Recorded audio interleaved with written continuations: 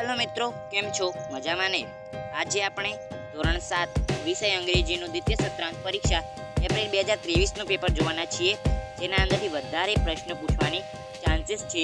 નવી જે આવનારી 2024 માટેની પરીક્ષા છે આના અંદરથી મોસ્ટ ઓફ બધું વધારે પડતું પૂછાવાની શક્યતા છે. એટલા માટે આપણે એનું સોલ્યુશન કરી લઈશું.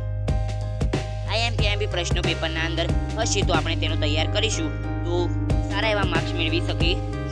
તો ચાલો શરૂ કરીએ. પ્રશ્ન નંબર 1 છે, નીચે આપેલી વિગતના આધારે પ્રશ્નનો જવાબ લખો. ગીર નેશનલ પાર્ક, તો એના અંદર એક કોષ્ટક આપેલું છે. પ્લેસ એટલે કે જગ્યા Sasan Gir, Junagadh district, Gujarat. Area 1412 kilometre. Established 1965. Best season mid October એટલે કે મધ્યના એટલે કે વચ્ચોવચનો ઓક્ટોબર મહિનો. વચ્ચેના ગાળાના દિવસો. મિડ જૂન એટલે કે વચ્ચેના ગાળાના દિવસો. November and February is the best time for sighting in the line. Nearest town Veraval 43 kilometre. આગળ મેઇન અટ્રેક્શન તો એશિયાટિક લાયન. આગળ vote is the main attraction of the Gir national park? તો પ્રશ્નના જવાબ લખતા પહેલા આપણે ધ શોધવાનો છે અને ધથી સોલ્યુશન, ધથી પ્રશ્ન લખવાનો ચાલુ કરવાનો છે. ધ હોય અથવા તો એ કેપિટલ એ હોય અથવા તો કોઈ નામ હોય ત્યાંથી પ્રશ્નનો જવાબ લખવાની સ્ટાર્ટ કરવાનો. The main attraction of the Gir national park એટલું લખી કાઢ્યું. પછી ઇઝ લખવાનું. શું લખવાનું? ઇઝ. પછી શું આવે? Asiatic lion. આગળ when was the Gir national park established? તો the Gir national park was established કઈ વખતે? 1965 ના અંદર. આગળ જોઈએ તો what is the best time of sighting the lion? તો best time for sighting lion is mid October, mid June, November and February is the A. આગળ which is the nearest town? તો Veraval is the nearest town.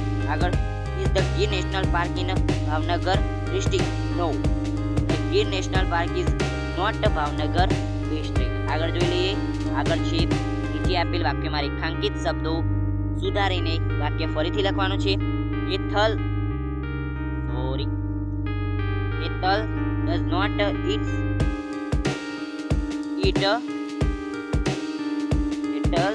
not eat mangoes. It's આના અંદર શું problem છે એ તમારે મને કહેવાનું છે. આગળ who play volleyball yesterday? શબ્દો રેખાંકિત શબ્દોને સુધારીને મિત્રો લખવાના છે. who play volleyball yesterday? શું સુધારો થશે? એ who played yesterday છે એટલે PLAYED આવે ને. who played ed ઉત્કુદંત આવે. Kavya and Swara do not playing cricket. Playing લખ્યું છે. playing એને સુધારવાનું છે.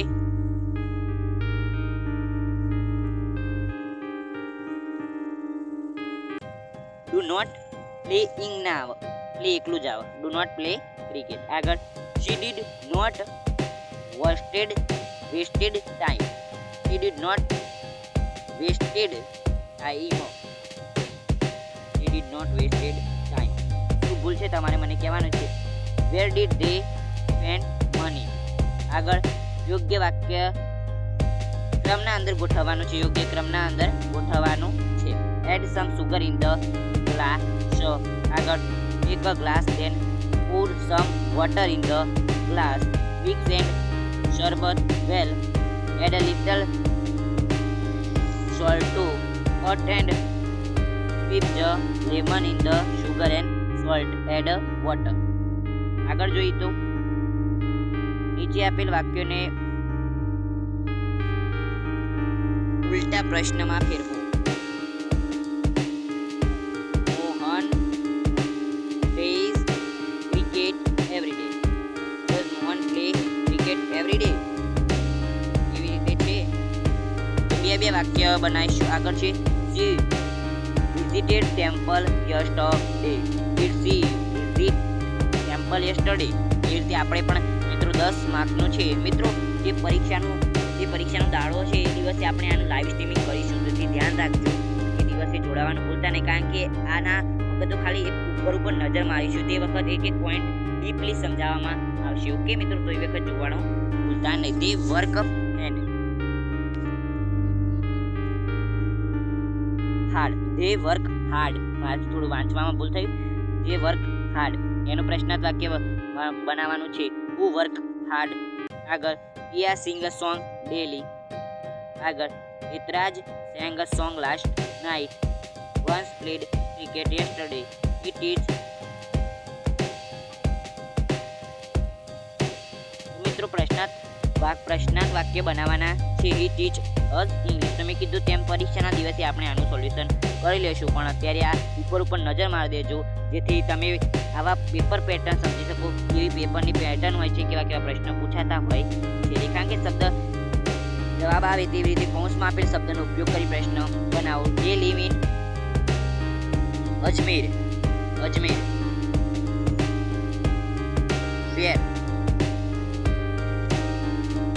where live. તો આપણે એનો પણ પ્રશ્નાર્થ વાક્ય બનાવવાના છે. 2 જ મિનિટ મને આપો, હું બનાવીને તમને બતાવું. તો મિત્રો આપણે પેલું બનાવી દઈએ. they live in Ajmer. તો where live in where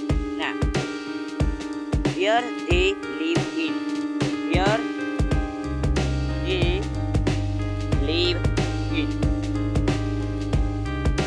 આગળ બીજું વાક્ય જોઈએ.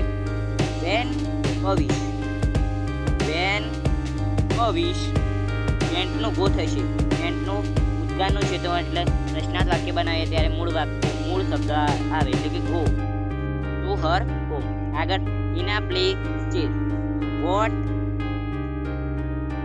Play Ina. આગળ રાજા ઇઝ અ ફોટોગ્રાફર. તો હુ ઇઝ અ ફોટોગ્રાફર. આગળ જોઈએ તો there are 10 tomatoes in the basket. How many tomatoes is in the basket? આગળ જોઈએ તો નીચે આપેલ વિકલ્પોના આધારે સંવાદ પૂર્ણ કરો. Parents good morning. ખાલી જગ્યા છે. આગળ જોઈ લઈએ મિત્રો, આવી રીતે સંવાદ છે. સંવાદનું અત્યારે સોલ્યુશન નથી કરતા, જ્યારે જોડાશું ત્યારે સંવાદનું સોલ્યુશન કરી દઈશું.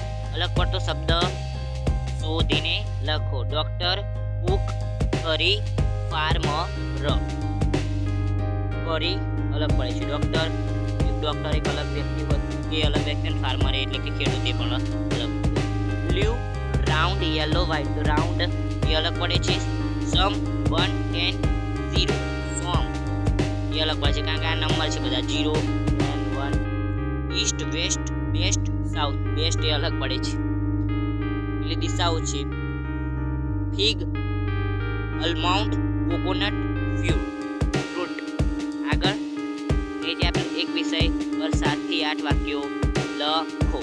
આગળ જો લાયન, એનિમલ, બોડી, ફૂડ, નો, એઝ કિંગ, સ્ટેટ, એનિમલ. જેની માહિતી વાંચો અને પ્રશ્ન જવાબ માહિતી વાંચવાની છે અને પ્રશ્ન જવાબ આ પ્રશ્નો છે તેના પરથી પ્રશ્ન જવાબ આપવાના છે. Who is a પેડેસ્ટ્રીસ. આશા કરું છું કે તમને વંચાતું હશે. ઓકે, જોઈ લેજો. આગળ જોઈ લઈએ. કૌંસમાં આપેલ શબ્દોનો ઉપયોગ કરી ચિત્રનું 5 થી 7 વાક્યોનું અંદર વર્ણન કરો. અ ગાર્ડન, ટ્રી, સ્વિંગ્સ, સ્લાઇડ અને સ્કીપિંગ, સીસો અને ચિલ્ડ્રન પ્લેઇંગ. તો વાક્યનું વર્ણન કરવાનું છે મિત્રો. તો આની સાથે વિડીયો પૂરો કરીશું. PDF મેળવી શકો છો આપણી વેબસાઇટ પરથી અને ટેલિગ્રામ ગ્રુપના અંદરથી અથવા તો WhatsApp ગ્રુપના અંદરથી.